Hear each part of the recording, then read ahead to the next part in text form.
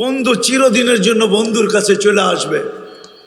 আপনি এখনো কাঁদেন তো বলছে এক প্রশ্নের জবাব এখনো বাকি, আমার পরে আমার উম্মতকে কে দেখা রাখবে?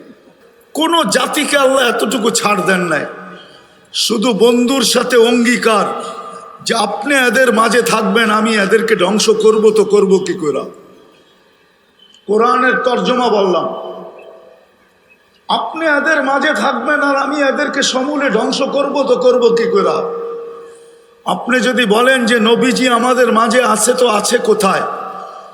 বাংলাদেশে না থাকতে পারে কিন্তু মদিনা মুনাওয়ারায় আছে, এটা তো মানেন না? মদিনা মুনাওয়ারায় নাই? হ্যাঁ, আমাদের নবী হায়াতুন নবী, মামাতুন নবী না, কবরে জীবিত। যে সালাম দেয় তার সালামের জবাব নেন এবং জবাব দেন।